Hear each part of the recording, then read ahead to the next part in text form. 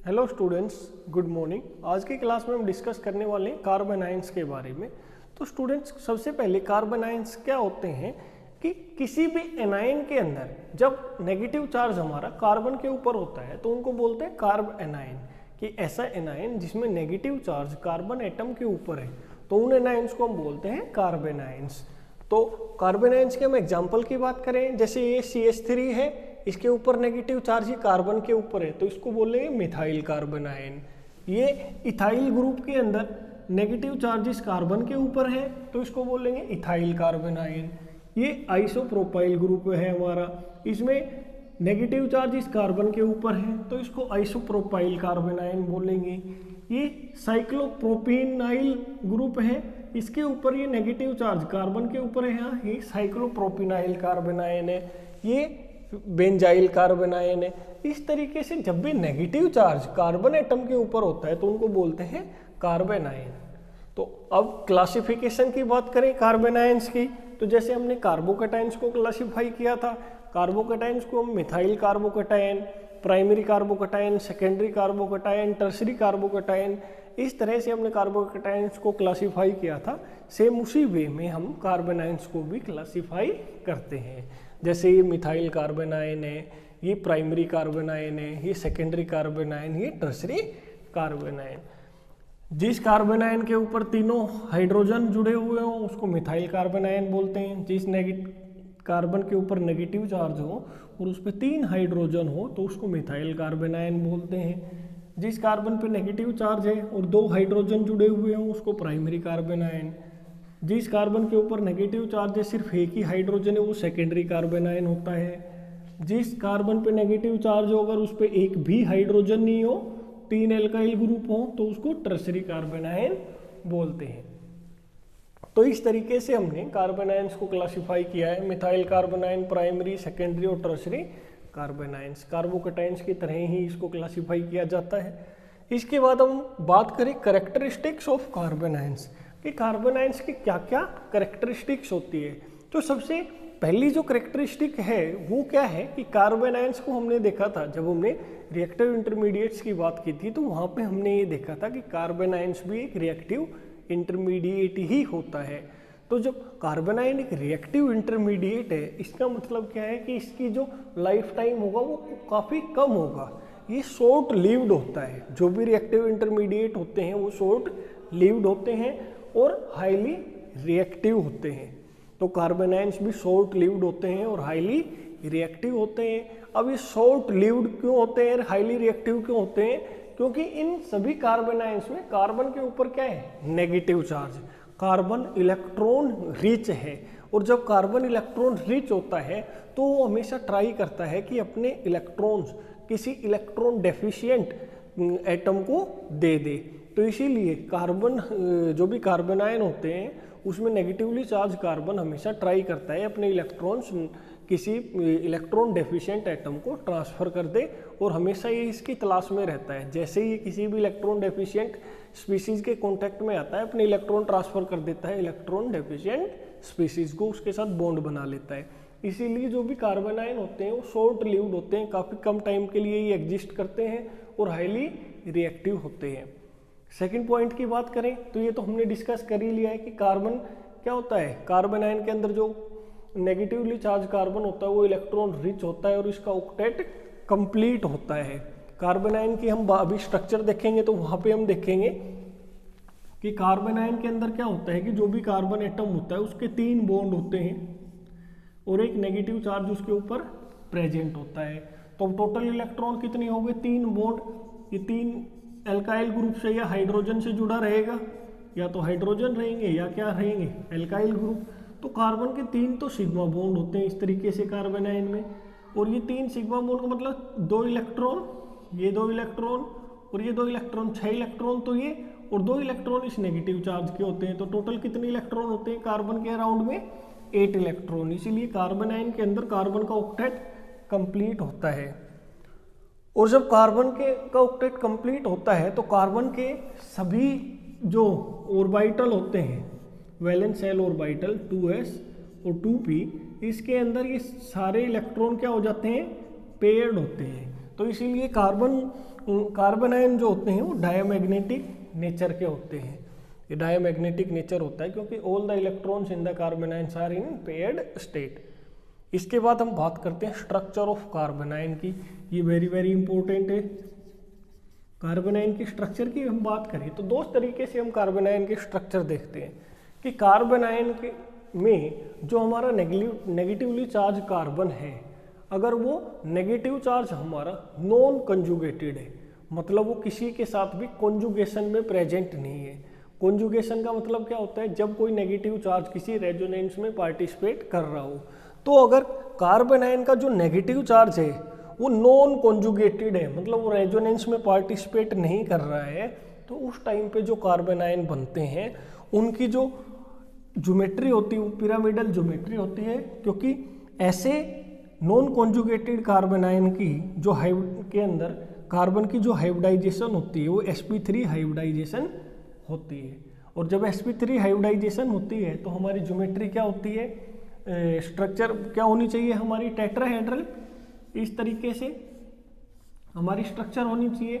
लेकिन carbon ion के अंदर 3 तो हमारे बॉन्ड होते हैं और एक होता है लोन पेयर। तो ये 3 हमारे बॉन्ड हो जाते हैं और एक होता है हमारा लोन पेयर। और जब हम ज्योमेट्री बताते हैं तो लोन पेयर को उसमें कंसीडर नहीं करते हैं, ज्योमेट्री सिर्फ बॉन्ड पेयर से ही बताई जाती है। तो बॉन्ड पेयर हमारे 3 होते हैं इस तरीके से।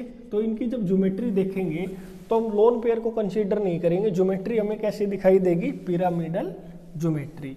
तो इसी तरीके से जो कार्बन आयन होते हैं, नॉन कॉन्जुगेटेड वाले जो कार्बन आयन होते हैं, उसमें कार्बन की जो हाइब्रिडाइजेशन है, ये जो कार्बन है इसकी हाइब्रिडाइजेशन क्या होगी, sp3 हाइब्रिडाइजेशन। और जब कार्बन की हाइब्रिडाइजेशन sp3 होती है तो उस टाइम पे कार्बन की ज्योमेट्री जो होगी वो पिरामिडल ज्योमेट्री होगी कार्बन आयन की। ठीक है, ये ध्यान रखना है कि ये सिर्फ तभी होगा जब ये वाला जो नेगेटिव चार्ज है ये नॉन कॉन्जुगेटेड हो, किसी के साथ ये नेगेटिव चार्ज कॉन्जुगेशन में प्रेजेंट नहीं हो, ये केवल तभी होता है। तो जब कार्बन आयन के अंदर कार्बन नेगेटिवली चार्ज जो कार्बन है वो अगर नॉन कॉन्जुगेटेड है तो वहाँ पे कार्बन की हाइब्रिडाइजेशन sp3 होगी और ज्योमेट्री हमारी पिरामिडल होगी। तो जब इस तरीके से कार्बन की जब हाइब्रिडाइजेशन नेगेटिवली चार्ज कार्बन की हाइब्रिडाइजेशन sp3 होगी तो बॉन्ड एंगल हमारा कितना होना चाहिए, नॉर्मल sp3 का 109 डिग्री 28 मिनट्स। लेकिन due to the repulsion between this lone pair and this bond pair, इनके बीच में रिपल्सन की वजह से ये जो बॉन्ड एंगल है, ये वाले जो बॉन्ड एंगल है, ये इस नॉर्मल वाले बॉन्ड एंगल से थोड़े कम हो जाते हैं, क्योंकि ये वाला जो लोन पेयर है, ये वाला जो लोन पेयर है ये इनको इधर रिपेल करता है, इस साइड से भी इस साइड से भी, इसीलिए कॉन्ट्रैक्ट हो जाते हैं। ये वाले बॉन्ड एक दूसरे के नज़दीक आ जाते हैं और ये जो बॉन्ड एंगल है ये इस नॉर्मल वैल्यू से थोड़ा कम हो जाता है। इसीलिए जो कार्बन आयन होते हैं वो स्लाइटली डिस्टोर्टेड ज्योमेट्री के होते हैं, परफेक्ट इनकी पिरामिडल ज्योमेट्री परफेक्ट नहीं होती। और ये जो बॉन्ड एंगल ये एग्जैक्टली sp3 हाइब्रिडाइजेशन के अकॉर्डिंग जो एग्जैक्टली 109 डिग्री 28 मिनट्स होना चाहिए, एक्चुअल में ये इससे थोड़ा सा कम होता है। तो ये तो हमने देखा कि जब कार्बन आयन्स के अंदर हमारा negatively charge carbon non conjugated होता है तो इस तरह का केस हमारा बनता है। अगर कार्बन आयन के अंदर हमारा negatively charge carbon atom conjugated है, मतलब वो रेजोनेंस में पार्टिसिपेट कर रहा है, तो उस टाइम पे हमारे कार्बन आयन्स की जो कार्बन आयन्स के अंदर जो नेगेटिवली चार्ज कार्बन है उसकी हाइब्रिडाइजेशन क्या होगी, sp2 हाइब्रिडाइजेशन होगी। और उसकी जो ज्योमेट्री होगी, जो स्ट्रक्चर होगी, वो कैसी होगी, प्लेनर।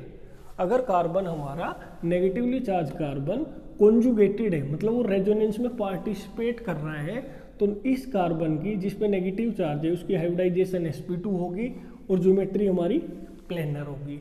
तो इससे क्या होगा कि ये जो नेगेटिवली चार्ज कार्बन है इसकी ये कॉन्जुगेटेड है, ये इस बॉन्ड के साथ, मतलब इस बेंजीन रिंग के साथ कॉन्जुगेशन में प्रेजेंट है, इस तरीके से रेजोनेंस में पार्टिसिपेट करेगा। और जब ये नेगेटिव चार्ज इस तरह से कॉन्जुगेशन में प्रेजेंट होता है तो इस कार्बन की जो हाइब्रिडाइजेशन होगी वो sp2 होगी। तो एग्जाम में ये क्वेश्चन पूछ लिया जाता है कि एक जो हमारा जैसे मिथाइल हमारा कार्बन आयन है या इथाइल कार्बन आयन है या इस तरीके से प्रोपाइल कार्बन आयन है, ये सभी कार्बन आयन के अंदर ये नेगेटिव चार्ज किसी के साथ भी कॉन्जुगेटेड नहीं है। कॉन्जुगेशन के लिए क्या होना चाहिए, कॉन्जुगेशन के लिए कार्बन के जो नेक्स्ट वाला जो डबल बॉन्ड होता है, या तो वो मतलब कॉन्जुगेशन के लिए कार्बन नेगेटिव के आगे एक हमारा डबल बॉन्ड होना चाहिए, ठीक है, तभी जाके हमारी कॉन्जुगेशन हो पाती है, अदरवाइज कॉन्जुगेशन नहीं होती है। तो इस तरीके से यहाँ पे कोई कॉन्जुगेशन नहीं है, तो इन सभी कार्बन की हाइब्रिडाइजेशन sp3 होगी, इसकी भी sp3 होगी, और यहाँ पे तो हमने देखा इसकी भी sp3 होगी। लेकिन जब ये नेगेटिव चार्ज इस तरीके से कॉन्जुगेशन में प्रेजेंट होता है तो यहाँ पे कार्बन की जो हाइब्रिडाइजेशन होगी वो sp2 होगी। यहाँ पे भी ये नेगेटिव चार्ज इस तरह से कॉन्जुगेशन में प्रेजेंट है, तो इस कार्बन की भी हाइब्रिडाइजेशन sp2 होगी, ज्योमेट्री क्या होगी, प्लेनर। यहाँ पे ये वाला जो नेगेटिव चार्ज है ये इस तरीके से ऑक्सीजन के साथ कार्बोनाइल ग्रुप के साथ कॉन्जुगेटेड है, तो इसकी हाइब्रिडाइजेशन भी sp2 होगी, ज्योमेट्री हमारी प्लेनर होगी। तो ये हमने कुछ मतलब कार्बन आयन के स्ट्रक्चर के बारे में यहाँ पे हमने कुछ इन्फॉर्मेशन को ऑब्टेन किया है। इसके बाद फॉर्मेशन ऑफ कार्बन आयन्स, कि कार्बन आयन्स रिएक्शंस के अंदर कैसे फॉर्म होते हैं। तो कार्बन आयन के फॉर्मेशन के बारे में बात करते हैं, तो सबसे पहला जो मेथड है कि किस तरह की रिएक्शन में ये कार्बन आयन हमारे फॉर्म होते हैं, तो क्या होता है, जब भी किसी भी रिएक्शन के अंदर अगर एक कोवलेंट बॉन्ड का हेट्रोलिटिक क्लीवेज हो रहा है या किसी कोवलेंट बॉन्ड की हेट्रोलिसिस हो रही है। हेट्रोलिसिस का मतलब क्या होता है कि एक कोवलेंट बॉन्ड इस तरीके से टूट रहा है कि जो हेट्रोलिसिस का चलो मैं बता देता हूँ, जैसे A और B के बीच में हमारा कोई एक कोवलेंट बॉन्ड है, अगर ये बॉन्ड हमारा इस तरीके से टूटता है कि इस बॉन्ड के दोनों इलेक्ट्रॉन किसी एक एटम को मिल जाते हैं, जैसे B को मिल गए, तो A के ऊपर पॉजिटिव चार्ज आ जाएगा और B पे क्या आएगा हमारा नेगेटिव चार्ज। तो इसको बोलते हैं हेट्रोलिटिक क्लीवेज। हमारा जो ये फर्स्ट लेक्चर है इस चैप्टर का, उसमें हमने इसके होमोलिटिक और हेट्रोलिटिक क्लीवेज के बारे में डिस्कस किया है। तो जब भी किसी बॉन्ड का हेट्रोलिसिस होता है या हेट्रोलिटिक क्लीवेज होता है, तो अगर उस हेट्रोलिटिक क्लीवेज में कार्बन के साथ कोई बॉन्ड बना हुआ है, उसका हेट्रोलिटिक क्लीवेज हो रहा है, और हेट्रोलिटिक क्लीवेज इस तरीके से हो रहा है कि बॉन्ड के जो दो इलेक्ट्रॉन थे वो कार्बन को मिल रहे हैं, तो कार्बन के ऊपर कौन सा चार्ज आएगा, negative charge. By heterolysis of a covalent bond where carbon takes both the electrons of the covalent bond. तो क्या होता है कि इस तरह की हेट्रोलिसिस कब होती है कि जब भी हमारे कोई भी कार्बोनाइल कंपाउंड हो, नाइट्रो वाले कंपाउंड हो या साइनो वाले कंपाउंड हो, कि ऐसे कंपाउंड जिसमें या तो नाइट्रो ग्रुप हो, साइनो ग्रुप हो या कार्बोनाइल ग्रुप हो, ऐसे कंपाउंड के अंदर जो भी अल्फा हाइड्रोजन होते हैं, जब उन अल्फा हाइड्रोजन को हम एब्स्ट्रैक्ट कर लेते हैं बेस की प्रेजेंस में, जैसे फॉर एग्जांपल ये हमारा कार्बोनाइल ग्रुप है, एल्डिहाइड ग्रुप है, इसका ये अल्फा कार्बन है, इस अल्फा कार्बन पे जो हाइड्रोजन प्रेजेंट होते हैं उनको बोलते हैं अल्फा हाइड्रोजन। अल्फा कार्बन कौन सा होता है, फंक्शनल ग्रुप से नेक्स्ट वाला जो कार्बन होता है उसको अल्फा कार्बन बोलते हैं। तो ये वाला कार्बन हमारा अल्फा कार्बन है, और इस पे जो हाइड्रोजन जुड़े हुए हैं वो कौन से हाइड्रोजन है, अल्फा हाइड्रोजन है। तो अब क्या होता है कि जब भी कोई बेस इस तरह के अल्फा हाइड्रोजन जो कार्बोनाइल ग्रुप के, नाइट्रो ग्रुप के, साइनो ग्रुप के साथ में प्रेजेंट हो, तो बेस क्या करता है, इन हाइड्रोजन्स को एब्स्ट्रैक्ट कर लेता है। ये बेस इस हाइड्रोजन को निकाल लेगा, इस पे अटैक करेगा और यहाँ से हाइड्रोजन को निकाल लेगा, और जब ये हाइड्रोजन को लेगा तो यहाँ से ये जो बॉन्ड के दोनों इलेक्ट्रॉन है वो किस पे चले जाएंगे, सी के ऊपर, ये कार्बन के ऊपर, CH2 के ऊपर। और जब इस तरह से कार्बन के ऊपर ये नेगेटिव चार्ज आ जाएगा तो ये हमारा क्या बन जाएगा, एक कार्बन आयन। तो कहने का मतलब ये वाला जो बॉन्ड था कार्बन और हाइड्रोजन में, ये इस तरीके से ब्रेक हुआ कि इस बॉन्ड के दोनों इलेक्ट्रॉन किसको मिल गए, कार्बन को। तो ये होता है हेट्रोलिटिक क्लीवेज। तो यहाँ से जो हाइड्रोजन निकला वो H+ की फॉर्म में निकला, और ये ये बॉन्ड के दोनों इलेक्ट्रॉन किसको मिले, कार्बन को, ये C- हो गया, ये H+ हो गया। तो इस तरह से जब भी हेट्रोलिटिक क्लीवेज होता है तो हमारे कार्बन आयन वहाँ पे फॉर्म होते हैं। तो अब ये इस तरीके से नाइट्रो वाले कंपाउंड है, तो इसमें ये जो अल्फा हाइड्रोजन है यहाँ पे, तो ये बेस यहाँ से इस वाले हाइड्रोजन को पिकअप कर लेगा यहाँ से प्रोटॉन को, और इस बॉन्ड के दोनों इलेक्ट्रॉन किसको मिलेंगे, कार्बन को। तो ये भी कार्बन आयन हमारा इस तरीके से बन जाता है। ये हमारा बेस है इथोक्साइड, तो ये बेस क्या करेगा, इस वाले हाइड्रोजन को यहाँ से पिक कर लेगा और इस बॉन्ड के दोनों इलेक्ट्रॉन कार्बन पे चले जाएंगे, तो ये CH2 नेगेटिव बन जाएगा। ये भी यहाँ पे कार्बन आयन बन गया है। तो जब भी किसी भी कोवलेंट बॉन्ड की, कार्बन के साथ जो कोवलेंट बॉन्ड है उसकी जब हेटेरोलिसिस होती है और उस बॉन्ड के दोनों इलेक्ट्रॉन कार्बन को मिल जाए, तो वहाँ पे हमारा उस रिएक्शन में कार्बन आयन फॉर्म होता है। तो जो भी कार्बोनाइल कंपाउंड्स की रिएक्शंस होती हैं, या नाइट्रो वाले जो कंपाउंड है, या साइनो वाले जो कंपाउंड है, इस तरह के जो कंपाउंड्स होते हैं उनकी रिएक्शंस के अंदर कार्बन आयन जनरली हमारा फॉर्म होता है। इसके बाद हम बात करते हैं बाई डिकार्बोक्सिलेशन रिएक्शन, कि जब कोई डिकार्बोक्सिलेशन रिएक्शन होती है, कि कार्बोक्सिलिक एसिड की जब हम डिकार्बोक्सिलेशन रिएक्शन करवाते हैं तो भी वहाँ पे क्या बनता है, हमारा कार्बन आयन बनता है। तो क्या होता है डिकार्बोक्सिलेशन रिएक्शन में, कि हम सोडियम साल्ट लेते हैं कार्बोक्सिलिक एसिड का और उसको हम हीट करते हैं, तो क्या होगा कि ये जो नेगेटिव चार्ज है ये इस तरीके से आता है, और ये वाला जो बॉन्ड है इसके इलेक्ट्रॉन इस एल्काइल ग्रुप के पे चले जाते हैं। ओवरऑल यहाँ से CO2 हमारी निकल जाती है, और जब CO2 गैस निकलती है तो ये कार्बन, ये जो R ग्रुप है इस पे नेगेटिव चार्ज आ जाता है, तो ये हमारा क्या बन गया, यहाँ पे कार्बन आयन फॉर्म हो गया है। तो बाई डिकार्बोक्सिलेशन रिएक्शन से भी हमारा क्या बनता है, कार्बन आयन बनता है। तो तीसरी तरह की रिएक्शन अब यहाँ पे हम देख रहे हैं, जिन रिएक्शन में कार्बन आयन की फॉर्मेशन होती है। अगर किसी भी रिएक्शन के अंदर हमारे कोई न्यूक्लियोफाइल अटैक कर रहा है कार्बन कार्बन डबल बॉन्ड पे, कार्बन कार्बन ट्रिपल बॉन्ड पे, तो वहाँ पे फॉर्मेशन होती है कार्बन आयन की। लेकिन nucleophile directly carbon carbon double bond या ट्रिपल बॉन्ड पे अटैक नहीं कर सकता है, क्योंकि न्यूक्लियोफाइल के ऊपर भी कौन सा चार्ज होता है, नेगेटिव चार्ज। और ये जो कार्बन कार्बन डबल बॉन्ड होते हैं ये भी इलेक्ट्रॉन रिच होते हैं पाई बॉन्ड की वजह से। तो जब ये इसके ऊपर अटैक करेगा तो इसके इलेक्ट्रॉन और पाई बॉन्ड के जो इलेक्ट्रॉन्स है इनके बीच में रिपल्सन होगी।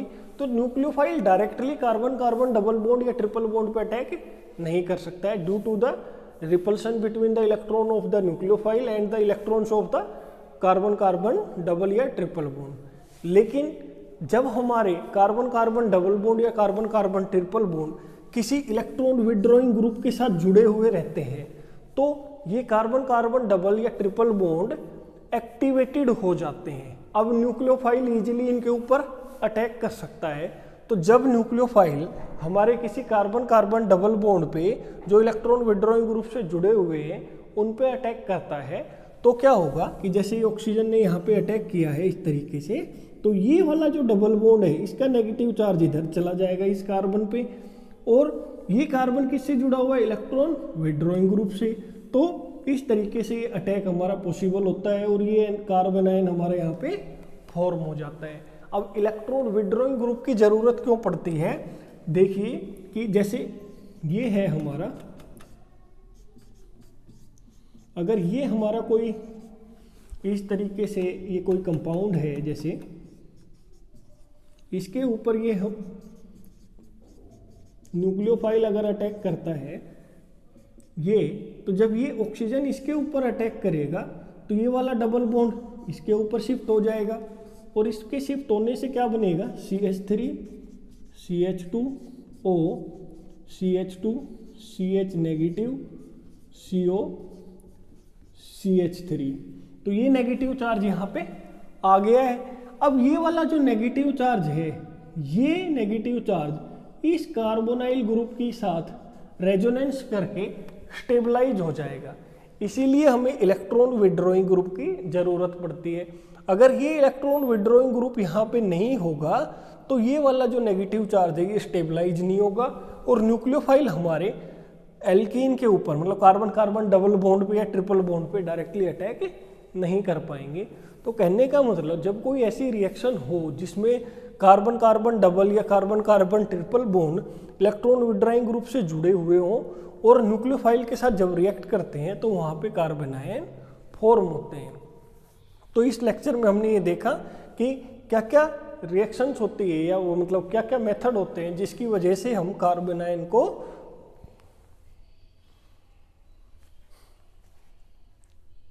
तो यहाँ पे हमने कुछ रिएक्शंस देखी है जिनके अंदर कार्बन आयन्स की फॉर्मेशन होती है। हेलो स्टूडेंट्स, अभी हम देखने वाले हैं स्टेबिलिटी ऑफ कार्बन आयन्स कि कौन कौन से ऐसे फैक्टर हैं जो कार्बन आयन्स की स्टेबिलिटी को डिसाइड करते हैं, जिन फैक्टर के चेंज होने से कार्बन आयन्स की स्टेबिलिटी चेंज हो जाती है। तो सबसे पहले एक रूल ऑफ थंब मैं आपको बता देता हूँ कि जब भी कोई भी एक चार्ज पार्टिकल होता है या कोई भी हमारा आयन होता है, आयन्स की स्टेबिलिटी डिसाइड होती है उसके चार्ज से। जितना कम चार्ज होगा किसी भी आयन पे, वो आयन उतना ही ज़्यादा स्टेबल होगा। हम यहाँ पे बात कर रहे हैं कार्बन आयन्स की। कार्बन आयन्स में क्या होता है, कार्बन के ऊपर नेगेटिव चार्ज होता है। तो जिस भी कार्बन आयन के अंदर कार्बन पे कम नेगेटिव चार्ज होगा, वो कार्बन आयन उतना ही ज़्यादा स्टेबल होगा। तो कहने का मतलब ऐसा कोई भी फैक्टर जो कार्बन आयन में कार्बन के नेगेटिव चार्ज को डिक्रीज करेगा, वो कार्बन आयन की स्टेबिलिटी को इंक्रीज करेगा। कोई भी आयन हो, उस पर जितना कम चार्ज होगा वो आयन उतना ही ज़्यादा स्टेबल होगा।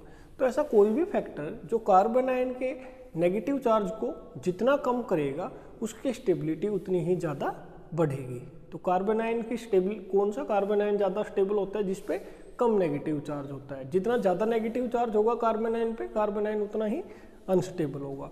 तो अभी वन बाय वन हम यहाँ पे सभी फैक्टर्स को देखने वाले हैं कि कौन कौन से फैक्टर्स का क्या क्या इफेक्ट पड़ता है कार्बन आयन्स की स्टेबिलिटी पे। तो यहाँ पे हम 4 फैक्टर यहाँ पे डिस्कस करने वाले हैं। Inductive effect, resonance effect, percentage S character of orbitals और अरोमेटिसिटी। तो सबसे पहला इफेक्ट हम देखने वाले हैं इंडक्टिव इफेक्ट। तो जैसा कि मैंने बताया, कार्बन आयन्स में कार्बन के ऊपर जितना कम नेगेटिव चार्ज होगा, कार्बन आयन उतना ही स्टेबल होगा। अब इंडक्टिव इफेक्ट हमारा 2 टाइप का होता है। एक प्लस इंडक्टिव इफेक्ट होता है, एक माइनस इंडक्टिव इफेक्ट होता है। प्लस इंडक्टिव इफेक्ट में क्या होता है कि जो भी हमारे ग्रुप होते हैं वो इलेक्ट्रॉन रिलीजिंग होते हैं, वो इलेक्ट्रॉन रिलीज करते हैं। अब कार्बन आयन पे कोई ग्रुप जुड़ा हुआ है जो इलेक्ट्रॉन अपने रिलीज कर रहा है, तो जब अपने इलेक्ट्रॉन रिलीज करेगा तो कार्बन पे ऑलरेडी नेगेटिव चार्ज है, फिर कोई ग्रुप जुड़ा हुआ है जो खुद भी इलेक्ट्रॉन उसको दे रहा है कार्बन नेगेटिव को, तो ओवरऑल कार्बन के ऊपर इलेक्ट्रॉन डेंसिटी इंक्रीज होगी। और जितना ज़्यादा हमें पता है कार्बन के ऊपर नेगेटिव चार्ज होगा, उसकी स्टेबिलिटी भी उतनी ही डिक्रीज हो जाएगी। अब अगर कोई ऐसा ग्रुप जुड़ा हुआ है हमारे कार्बन आयन में जिसका माइनस आई इफेक्ट है, माइनस आई इफेक्ट में जो ग्रुप होता है उसका इलेक्ट्रॉन विदड्रॉइंग नेचर होता है, वो इलेक्ट्रॉन को अपनी तरफ खींचता है। तो कार्बन आयन में से जब भी कोई ग्रुप इलेक्ट्रॉन को खींचेगा तो कार्बन नेगेटिव के ऊपर जो चार्ज है, नेगेटिव चार्ज, वो कम हो जाएगा और स्टेबिलिटी क्या हो जाएगी, बढ़ जाएगी। तो अब यहाँ पे एग्जाम्पल से समझते हैं।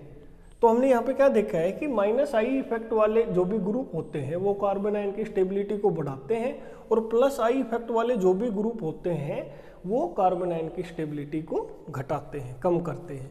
तो यहाँ पे एग्जाम्पल हम देखते हैं। सबसे पहले हम यहाँ पे एग्जाम्पल की बात कर रहे हैं। एक हमारे यहाँ मिथाइल कार्बन आयन है, ये इथाइल कार्बन आयन है, ये आइसोप्रोपाइल कार्बन आयन है, और ये हमारा butyl tertiary butyl carbon ion है। तो यहाँ पे अब हम क्या देख रहे हैं कि जब हम मिथाइल से टर्शरी ब्यूटाइल कार्बन आयन की तरफ मूव कर रहे हैं, तो यहाँ पे हम देख रहे हैं कि जिस कार्बन के ऊपर नेगेटिव चार्ज है उस पे यहाँ पे एक एल्काइल ग्रुप जुड़ जाता है, यहाँ पे 2 एल्काइल ग्रुप जुड़ जाते हैं। जिस कार्बन पे नेगेटिव चार्ज है यहाँ पे 3 एल्काइल ग्रुप जुड़ गए हैं, ठीक है। और एल्काइल जो ग्रुप्स होते हैं उनका कौन सा इफेक्ट होता है, प्लस आई इफेक्ट होता है। एल्काइल ग्रुप्स के अंदर कौन सा इफेक्ट होता है, प्लस आई इफेक्ट। वो इलेक्ट्रॉन रिलीजिंग ग्रुप होते हैं, इलेक्ट्रॉन रिलीजिंग ग्रुप होते हैं। तो यहाँ CH3 नेगेटिव पे हम देखते हैं तो यहाँ पे कोई भी एल्काइल ग्रुप नहीं जुड़ा हुआ है, लेकिन जब ये इथाइल कार्बन आयन पे आते हैं तो यहाँ CH2 के ऊपर एक एल्काइल ग्रुप जुड़ा हुआ है, यहाँ 2 एल्काइल ग्रुप जुड़े हुए कार्बन नेगेटिव पे, यहाँ कार्बन नेगेटिव पे 3 एल्काइल ग्रुप जुड़े हुए हैं। तो पहले मैं आपको स्टेबिलिटी का ऑर्डर बता देता हूँ। ये मिथाइल वाला जो कार्बन आयन है ये सबसे ज़्यादा स्टेबल है। फिर जैसे ही इस मिथाइल कार्बन आयन पे CH3 जुड़ता है, इसकी स्टेबिलिटी कम हो जाती है। फिर ये 2 CH3 जुड़ते हैं तो इसकी स्टेबिलिटी और कम हो जाती है, और 3 जुड़ते हैं तो इसकी स्टेबिलिटी इन सब में से सबसे कम हो जाती है। तो ऐसा क्यों होता है स्टूडेंट्स? क्योंकि जो एल्काइल ग्रुप होते हैं उनका कौन सा इफेक्ट होता है? Plus I effect. तो प्लस आई इफेक्ट की वजह से एल्काइल ग्रुप इलेक्ट्रॉन रिलीजिंग होते हैं। तो ये ग्रुप अपने इलेक्ट्रॉन को किसको डोनेट कर रहे हैं? इस कार्बन माइनस को। तो यहाँ पे एक ग्रुप अपने इलेक्ट्रॉन डोनेट कर रहा है सी माइनस को, यहाँ पे दो ग्रुप अपने इलेक्ट्रॉन डोनेट कर रहे हैं सी माइनस पे, यहाँ पे तीन ग्रुप अपने इलेक्ट्रॉन डोनेट कर रहे हैं सी माइनस पे।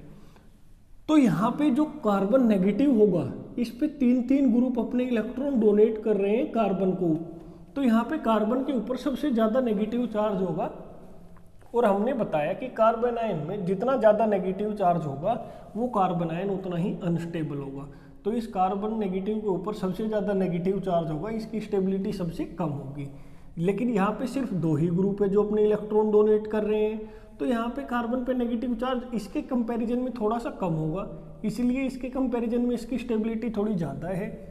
अब इसके बाद जब हम यहाँ पे आते हैं इथाइल कार्बन आयन में, तो यहाँ पे एक ही CH3 ग्रुप है जो अपने इलेक्ट्रॉन इस कार्बन नेगेटिव को डोनेट कर रहा है। तो अब कार्बन के ऊपर यहाँ पे इलेक्ट्रॉन डेंसिटी देखेंगे, इससे कंपेयर करेंगे, तो यहाँ पे कार्बन के ऊपर जो नेगेटिव चार्ज है वो थोड़ा सा कम है इस वाले से कंपैरिजन में, क्योंकि यहाँ एक ही मिथाइल ग्रुप है जो इलेक्ट्रॉन डोनेट कर रहा है। तो इसके कंपैरिजन में इसकी स्टेबिलिटी थोड़ी ज़्यादा होगी। यहाँ पे जब हम देखते हैं तो यहाँ तो इस कार्बन नेगेटिव पे कोई ग्रुप जुड़ा हुआ ही नहीं है, तो इस पे नेगेटिव चार्ज सबसे कम होगा, क्योंकि कोई ग्रुप ऐसा है ही नहीं जो कार्बन को अपनी इलेक्ट्रॉन दे रहा है, तो इस पे नेगेटिव चार्ज सबसे कम है। और जिस आयन पे जितना कम नेगेटिव चार्ज, मतलब जितना कम चार्ज होता है वो आयन उतना ही स्टेबल होता है। तो कार्बन आयन में यहाँ पे कार्बन पे सबसे कम नेगेटिव चार्ज है, तो ये सबसे ज़्यादा स्टेबल।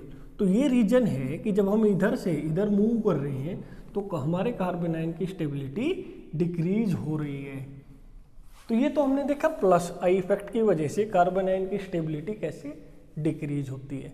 तो अगर कोई माइनस आई इफेक्ट वाला कोई ग्रुप जुड़ा हुआ है वो कार्बन आयन की स्टेबिलिटी को इंक्रीज कर देता है। कैसे? एग्जाम्पल से देखते हैं। जैसे ये 1 और ये हमारा 2 है, 1 और 2 में हमें ये बताना है कौन सा कार्बन आयन ज़्यादा स्टेबल है। तो यहाँ पे हम देखते हैं ये CH2 नेगेटिव है, CH2 यहाँ पे फ्लोरीन जुड़ा हुआ है, यहाँ इस कार्बन नेगेटिव पे CH3 जुड़ा हुआ है। तो यहाँ पे हम देख रहे हैं कि यहाँ पे इस कार्बन पे ये फ्लोरीन जुड़ा हुआ है, फ्लोरीन का माइनस आई इफेक्ट होता है। फ्लोरीन का कौन सा इफेक्ट होता है? Minus I effect. Minus I effect का मतलब इलेक्ट्रॉन विदड्रॉइंग इफेक्ट।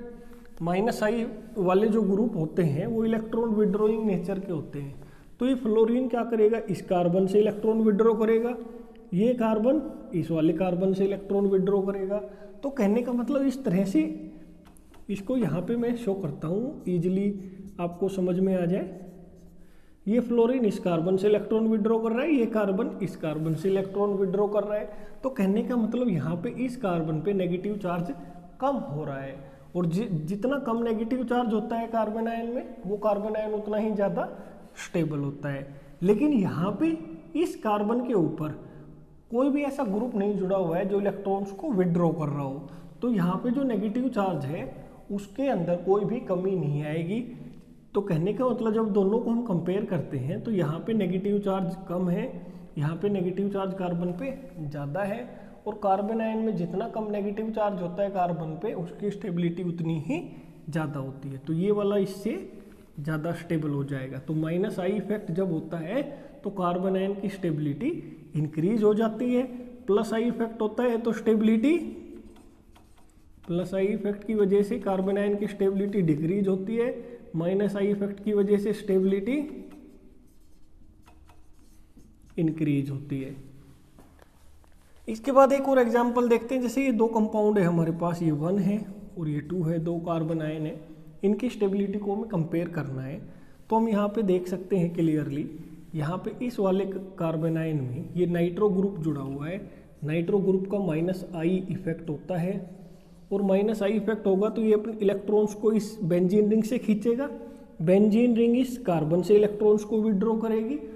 ओवरऑल इस कार्बन पे नेगेटिव चार्ज डिक्रीज हो जाएगा, और जब कार्बन पे नेगेटिव चार्ज डिक्रीज होगा तो कार्बन आयन की स्टेबिलिटी इंक्रीज हो जाएगी। लेकिन इस वाले कंपाउंड में ऐसा कोई भी केस नहीं है, यहाँ पे कोई भी इलेक्ट्रॉन विड्रॉइंग ग्रुप नहीं जुड़ा हुआ है। इसलिए इन दोनों को जब हम कंपेयर करते हैं तो इसकी स्टेबिलिटी इससे ज़्यादा होती है। तो ये तो हमने देखा कि कैसे इंडक्टिव इफेक्ट से हमारे कार्बन आयन की स्टेबिलिटी इफेक्ट होती है। प्लस आई इफेक्ट अगर किसी ग्रुप का है तो वो कार्बन आयन की स्टेबिलिटी को कम कर देता है, और माइनस आई इफेक्ट जब किसी ग्रुप का होता है वो कार्बन आयन की स्टेबिलिटी को इंक्रीज कर देता है। इसके बाद देखते हैं रेजोनेंस इफेक्ट। रेजोनेंस इफेक्ट भी क्या काम करता है? रेजोनेंस की वजह से अगर कोई हमारा कार्बन आयन है और उस कार्बन का जो नेगेटिव चार्ज है वो रेजोनेंस में पार्टिसिपेट कर रहा है, तो जब कार्बन आयन का नेगेटिव चार्ज रेजोनेंस में पार्टिसिपेट करेगा तो वो एक कार्बन से स्प्रेड होके एक से ज़्यादा कार्बन पे आ जाएगा। तो जब भी किसी भी चार्ज का स्प्रेड होता है वो एक कार्बन से, या मतलब एक एटम से जब दूसरे एटम पे वो फैल जाता है तो उस आयन की स्टेबिलिटी बढ़ जाती है। मतलब जैसे फॉर एग्जांपल आपके पास कोई आयन है, वो आयन का जो चार्ज है वो एक से ज़्यादा एटम के ऊपर फैल रहा है ड्यू टू रेजोनेंस, तो उस आयन की स्टेबिलिटी बढ़ जाएगी, चाहे वो कार्बोकटायन हो चाहे वो कार्बो एनायन हो। तो रेजोनेंस की वजह से क्या होता है कि जो भी हमारा नेगेटिव चार्ज होता है कार्बन आयन का वो स्प्रेड हो जाता है, और स्प्रेड होने की वजह से हमारे कार्बन आयन की स्टेबिलिटी इंक्रीज हो जाती है, क्योंकि रेजोनेंस जब होती है तो हमारा नेगेटिव चार्ज डिस्पर्स हो जाता है एक से ज़्यादा एटम के ऊपर। एग्जाम्पल से समझते हैं इसको। जैसे ये हमारा अलाइल कार्बन आयन है, इसका नाम है अलाइल कार्बन आयन।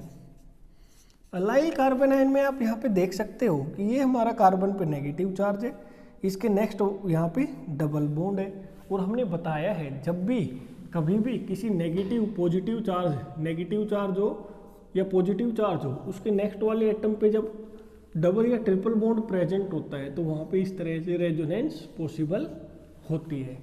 तो यहाँ पे हम देख रहे हैं अलाइल कार्बन आयन में ये जो नेगेटिव चार्ज है ये इजीली इधर माइग्रेट कर सकता है, और ये डबल बॉन्ड के जो इलेक्ट्रॉन है वो इस कार्बन पे माइग्रेट कर सकते हैं ड्यू टू रेजोनेंस। तो हम यहाँ पे ये देख रहे थे कि इसको हमने कार्बन 1 बोला, इसको 2 और इसको 3, तो यहाँ पे ये 1 2 3। तो हमने ये देखा कि जो नेगेटिव चार्ज पहले कार्बन 1 पे था वो रेजोनेंस की वजह से अब किस पे चला गया? कार्बन 3 पे। तो जब हम इसका रेजोनेंस हाइब्रिड बनाते हैं तो यहाँ पे क्या होता है, ये नेगेटिव चार्ज थोड़ा इस कार्बन पे आ जाता है, थोड़ा इस कार्बन पे। तो कहने का मतलब कार्बन 1 पे भी है ये नेगेटिव चार्ज, और सेम नेगेटिव चार्ज कार्बन 3 पे भी है। मतलब ये कार्बन 1 और 3 पे, मतलब इस पूरे इन सभी पे ये फैल गया है। और जब भी इस तरह से रेजोनेंस होती है तो हमारे जो चार्जेस होते हैं वो डिस्पर्स हो जाते हैं एक से ज़्यादा एटम पे। और जब भी कोई आयन के अंदर चार्ज का डिस्पर्सन होता है तो वो आयन की स्टेबिलिटी बढ़ती है। तो जब भी डिस्पर्सल ऑफ चार्जेस होता है किसी भी कंपाउंड में या किसी भी आयन में तो उसकी स्टेबिलिटी इंक्रीज हो जाती है। तो कहने का मतलब अगर कार्बन आयन में कार्बन पे जो नेगेटिव चार्ज है अगर वो रेजोनेंस में पार्टिसिपेट कर रहा है तो उसकी स्टेबिलिटी इंक्रीज हो जाएगी due to dispersal of the negative charge. इसके बाद ये तो हमने देखा अलाइल कार्बन आयन का। यहाँ पे हम देखते हैं फिनाइल कार्बन आयन या बेंजाइल कार्बन आयन, इसको बोलते हैं phenyl carbon ion, sorry benzyl carbon ion,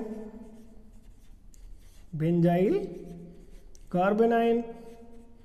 benzyl carbon ion में भी ये कार्बन पे जो नेगेटिव चार्ज है ये रेजोनेंस में पार्टिसिपेट कर सकता है इस तरह से, क्योंकि कार्बन पे नेगेटिव, उसके नेक्स्ट में यहाँ पे कार्बन पे डबल बॉन्ड है, तो इस तरह से कॉन्जुगेशन पॉसिबल है। तो ये नेगेटिव चार्ज यहाँ पे आ जाएगा, फिर ये वाला नेगेटिव चार्ज इधर आ जाएगा, ये वाला इधर। तो इस तरह से रेजोनेटिंग स्ट्रक्चर्स आप ड्रॉ कर सकते हो। तो ये यहाँ पे आएगा, ये यहाँ पे आ जाएगा, फिर ये वाला यहाँ पे आएगा, ये वापस से यहाँ पे आ जाएगा। तो इस तरह 5 रेजोनेटिंग स्ट्रक्चर बनती है हमारी ये बेंजाइल कार्बन आयन के लिए।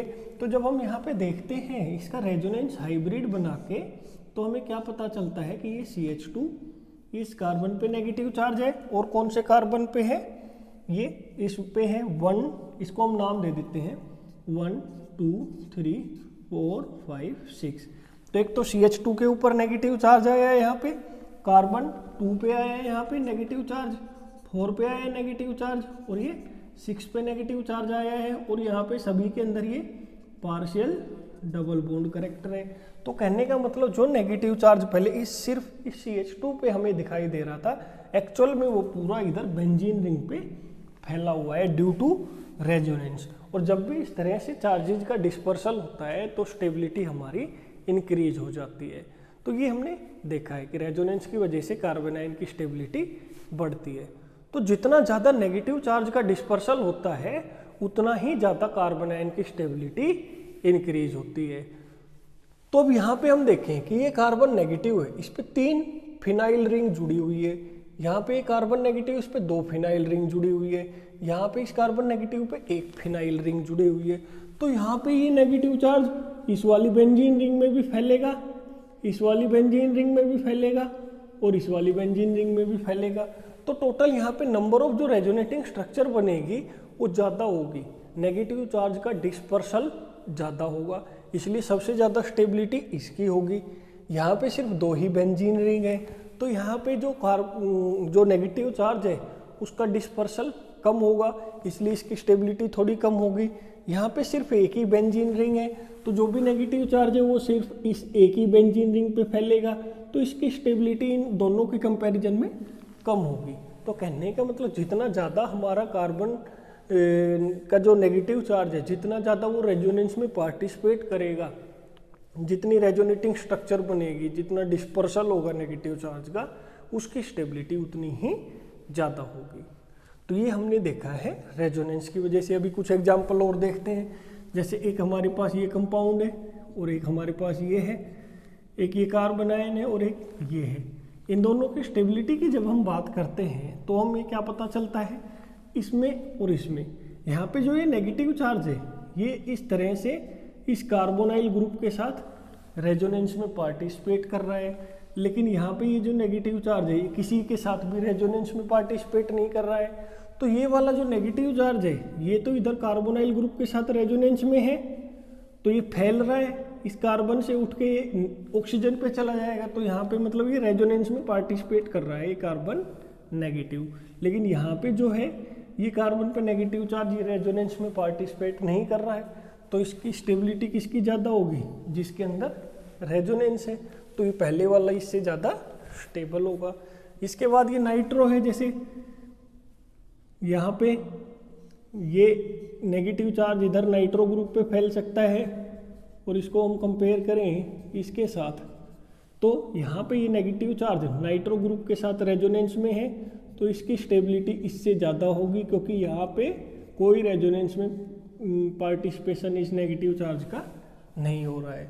तो इस तरह से जब भी रेजोनेंस होती है कार्बन आयन में, उसकी स्टेबिलिटी उतनी ही इंक्रीज हो जाती है। इसके बाद नेक्स्ट हम देखते हैं एस करेक्टर ऑफ ऑर्बिटल।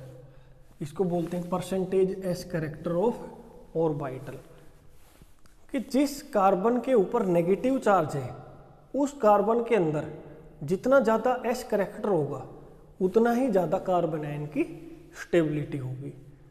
क्या बताया मैंने कि जिस कार्बन के ऊपर नेगेटिव चार्ज है, कि जो हमारा कार्बन आयन है उस कार्बन के अंदर जितना ज़्यादा परसेंटेज एस करेक्टर होगा वो कार्बन आयन उतना ही ज़्यादा स्टेबल होगा। इसको भी मैं एक्सप्लेन करूँगा ऐसा क्यों होता है। परसेंटेज एस करेक्टर हमें किससे पता चलता है, हाइब्रिडाइजेशन से।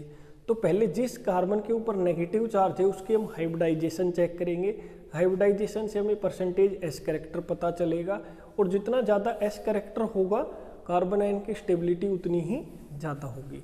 फॉर एग्जांपल ये हम यहाँ पे देखते हैं, ये कार्बन आयन है हमारे पास, एक ये है, एक ये इथाइल कार्बन आयन, ये विनाइल कार्बन आयन, ये इथाइल नील कार्बन आयन है। तो यहाँ पे हम देख रहे हैं कि ये जो कार्बन है इस पे नेगेटिव चार्ज है, ये ट्रिपल बॉन्ड है, तो इसकी हाइब्रिडाइजेशन क्या है, sp इस कार्बन की। यहाँ पे ये जो कार्बन है जिस पे नेगेटिव चार्ज है इसकी हाइब्रिडाइजेशन है sp2। यहाँ पे ये जो कार्बन है इस पे नेगेटिव चार्ज है, इसकी हाइब्रिडाइजेशन है sp3। तो हम यहाँ पे जब देख रहे हैं यहाँ पे sp हाइब्रिडाइजेशन है जिस कार्बन पे नेगेटिव चार्ज है, तो sp हाइब्रिडाइजेशन का मतलब 50% इस कार्बन में s करेक्टर है, 50% s करेक्टर और 50% p करेक्टर। sp2 हाइब्रिडाइजेशन जब है इस कार्बन की तो इसमें 33% एस करेक्टर और 66% पी करेक्टर। यहाँ पे ये हमारा इस कार्बन के sp3 हाइब्रिडाइजेशन है, तो यहाँ पे 25% एस करेक्टर और 75% पी करेक्टर है। तो हम ये देख रहे हैं कि परसेंटेज एस करेक्टर इधर से जब हम इधर जा रहे हैं तो डिक्रीज हो रहा है, और परसेंटेज एस करेक्टर जब डिक्रीज होता है कार्बन आयन में तो उसकी स्टेबिलिटी उतनी ही कम हो जाती है। इसीलिए ये वाला जो कार्बन आयन है सबसे ज़्यादा स्टेबल है और ये वाला हमारा सबसे कम स्टेबल है। तो परसेंटेज एस करेक्टर से क्या होता है, क्योंकि जो एस ऑर्बिटल होते हैं वो स्फेरिकल होते हैं, वो न्यूक्लियस के ज़्यादा नज़दीक होते हैं, और न्यूक्लियस के ज़्यादा नज़दीक होते हैं तो न्यूक्लियस का फोर्स उनके ऊपर ज़्यादा लगता है। तो न्यूक्लियस कहने का मतलब एस ऑर्बिटल न्यूक्लियस के ज़्यादा नज़दीक होते हैं, तो एस ऑर्बिटल के जो भी इलेक्ट्रॉन होंगे न्यूक्लियस उन पर ज़्यादा फोर्स लगाएगा, उनको अपनी तरफ खींचेगा। तो ओवरऑल मतलब जो इलेक्ट्रोनेगेटिविटी है कार्बन की वो इंक्रीज हो जाती है। जो भी हमारा एटम है जिसमें एस करेक्टर ज़्यादा होता है उसकी इलेक्ट्रोनेगेटिविटी ज़्यादा इंक्रीज हो जाती है with increase in the S character, क्योंकि जो एस ऑर्बिटल होते हैं वो न्यूक्लियस के ज़्यादा नज़दीक होते हैं, इसीलिए न्यूक्लियस का फोर्स उन ऑर्बिटल के ऊपर ज़्यादा लगता है, उन ऑर्बिटल में जो इलेक्ट्रॉन होते हैं उन पर ज़्यादा लगता है, और एटम की इलेक्ट्रोनेगेटिविटी हमारी इंक्रीज हो जाती है। तो ये जो कार्बन है इसमें एस करेक्टर सबसे ज़्यादा है, तो ये कार्बन की इलेक्ट्रोनेगेटिविटी सबसे ज़्यादा होगी, इसकी थोड़ी कम और इसकी सबसे कम। तो नेगेटिव चार्ज ज़्यादा इलेक्ट्रोनेगेटिव एटम पे ज़्यादा स्टेबल होता है। तो ये कार्बन की इलेक्ट्रोनेगेटिविटी सबसे ज़्यादा है, तो नेगेटिव चार्ज इसके ऊपर होगा तो ये इजीली इसको स्टेबलाइज कर देगा। और ये जो कार्बन है यहाँ पे कार्बन की इलेक्ट्रोनेगेटिविटी कम है क्योंकि एस करेक्टर कम है, तो कम इलेक्ट्रोनेगेटिविटी वाले कार्बन पे यहाँ पे नेगेटिव चार्ज है, तो ये कार्बन की इलेक्ट्रोनेगेटिविटी कम है तो इस पे नेगेटिव चार्ज उतना ज़्यादा स्टेबल नहीं होगा, इसीलिए स्टेबिलिटी हमारी इस तरह से डिक्रीज होती है with decrease in the percentage S character. इसके बाद नेक्स्ट जो फैक्टर है वो है स्टेबलाइजेशन ड्यू टू अरोमेटिसिटी, कि अगर हमारा कोई कार्बन आयन है, अगर वो कार्बन आयन अरोमेटिक करेक्टर का है तो उस कार्बन आयन की स्टेबिलिटी सबसे ज़्यादा होगी।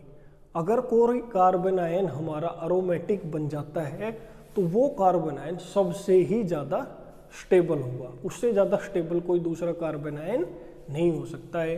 तो कार्बन आयन जो अरोमेटिक करेक्टर के होते हैं उनकी स्टेबिलिटी सबसे ज़्यादा होती है। ऐसा क्यों होता है? क्योंकि जो अरोमेटिक कंपाउंड होते हैं वो हाईली स्टेबल होते हैं, इसीलिए जो भी कार्बन आयन अरोमेटिक होंगे उनकी स्टेबिलिटी भी सबसे ज़्यादा होगी, क्योंकि अरोमेटिक करेक्टर की वजह से जो हमारे कंपाउंड होते हैं, जो आयन होते हैं, उनकी एनर्जी डिक्रीज हो जाती है, और एनर्जी जब डिक्रीज होती है तो स्टेबिलिटी इंक्रीज हो जाती है। तो यहाँ पे हमारे पास ये दो कंपाउंड दिए गए हैं, दो कार्बन आयन दिए गए हैं, इन दोनों में से हमें स्टेबिलिटी पता करनी है कि कौन सा ज़्यादा स्टेबल है। तो पहले वाला है साइक्लोपेंटाडाइनाइल कार्बन आयन, तो इसके अंदर हम अरोमेटिसिटी करेक्टर का कैसे पता चलता है? हक्कल रूल से पता चलता है। हमने 11th क्लास में हक्कल रूल के बारे में पता है। हक्कल रूल के अकॉर्डिंग 4n+2 पाई इलेक्ट्रॉन अगर किसी भी कंपाउंड में होते हैं तो वो कंपाउंड या वो आयन कैसा होता है? हमारा अरोमेटिक होता है। n की वैल्यू यहाँ पे 0, 1, 2, 3 कितनी भी हो सकती है।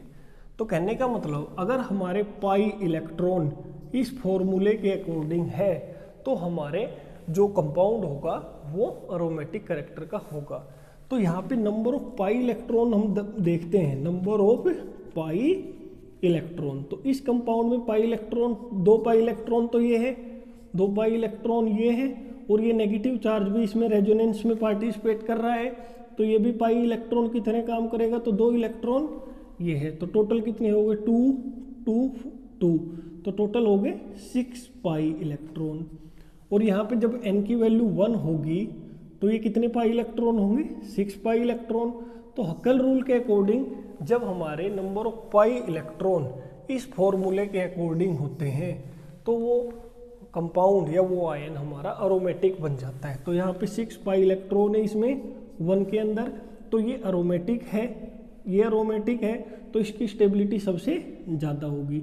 ये वाला जो कार्बन आयन है इसमें तो कोई कॉन्जुगेशन है ही नहीं, यहाँ पे कोई कॉन्जुगेशन है ही नहीं, तो यहाँ पे ये हमारा कम स्टेबल होगा। ये एरोमेटिक नहीं है हमारा और ये हमारा एरोमेटिक है, ये नॉन एरोमेटिक है। This is non aromatic and this one is aromatic.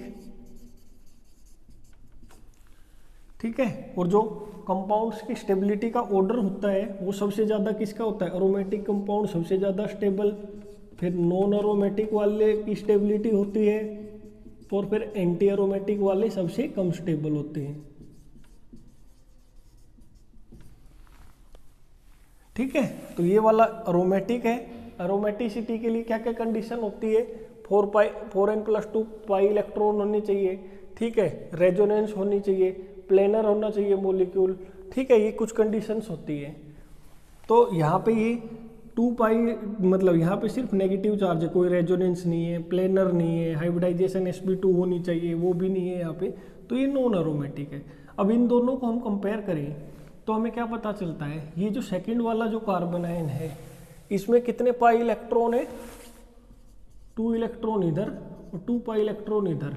तो जब भी किसी भी कंपाउंड में हक्केल रूल के अकॉर्डिंग 4n पाई इलेक्ट्रॉन होते हैं। ठीक है, प्लेनर हो अगर हमारा वो कंपाउंड या आयन। ठीक है, हाइब्रिडाइजेशन सभी एटम की क्या होनी चाहिए प्लेनरिटी के लिए? sp2। तो वो एंटी एरोमेटिक बन जाता है। n की वैल्यू यहाँ 0, 1, 2 कितनी भी हो सकती है, तो मतलब 4 pi electron, 8 pi electron, 12 pi electron, ये सब अगर होते हैं तो हमारा मॉलिक्यूल या आयन एंटी एरोमेटिक होता है। तो ये वाला जो हमारा कार्बन आयन ये एंटी एरोमेटिक है, ये वाला नॉन एरोमेटिक है। नॉन एरोमेटिक के लिए क्या कंडीशन होनी चाहिए? sp3 हाइब्रिडाइजेशन होनी चाहिए किसी भी एटम की।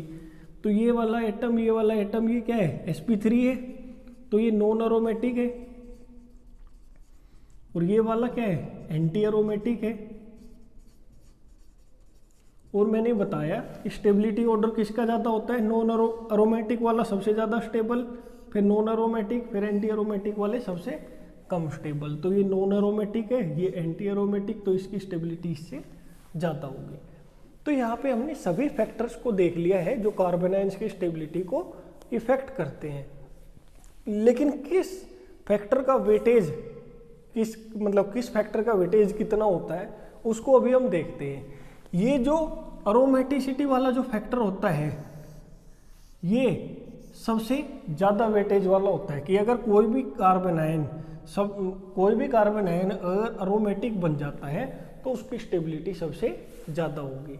तो जब भी हमें क्वेश्चन में 3 या 4 कार्बन आयन दिए हुए हों और ये पूछा जाए कि उनका स्टेबिलिटी ऑर्डर बताओ, जैसे फॉर एग्जांपल मैं एक क्वेश्चन यहाँ पे लिख देता हूँ।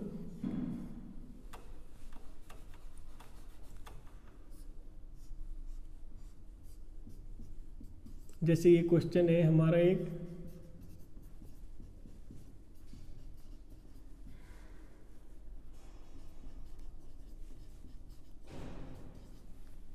ये 3 है हमारे पास, 1, 2 और ये 3। इन तीनों कार्बन आयन को हमें स्टेबिलिटी ऑर्डर की फॉर्म में अरेंज करना है। तो हमें क्या देखना है? इस कार्बन आयन में भी रेजोनेंस है, इस वाले में रेजोनेंस है, और इस वाले के अंदर क्या है? कोई रेजोनेंस नहीं है, इंडक्टिव इफेक्ट है। तो सबसे पहले हमें ये देखना है एरोमेटिक कैरेक्टर। जो भी कार्बन आयन एरोमेटिक होता है, जैसे ये वाला कार्बन आयन एरोमेटिक है, तो और जो भी एरोमेटिक होगा उसकी स्टेबिलिटी सबसे ज़्यादा होगी। तो सबसे पहले एरोमेटिक वाले फैक्टर को हमें देखना होता है। ठीक है, उसके बाद रेजोनेंस वाला फैक्टर हम देखते हैं, उसके बाद हम देखते हैं ये परसेंटेज एस कैरेक्टर का, फिर इंडक्टिव इफेक्ट का। तो ये वाला एरोमेटिक है तो ये सबसे ज़्यादा स्टेबल, इस वाले में रेजोनेंस हो रही है तो ये थोड़ा कम स्टेबल। तो मतलब रेजोनेंस से ज़्यादा वेटेज किसका होता है? डोमिनेट फैक्टर कौन सा होता है? एरोमेटिक वाला। इस वाले में प्लस आई इफेक्ट है इस CH3 का, ये सबसे कम स्टेबल है। तो कहने का मतलब इन सभी फैक्टर का जो प्रायोरिटी ऑर्डर, जो डोमिनेंस कैरेक्टर होगा, सबसे पहले एरोमेटिक वाला, फिर रेजोनेंस, उसके बाद आता है हमारा एस कैरेक्टर, फिर उसके बाद इंडक्टिव इफेक्ट।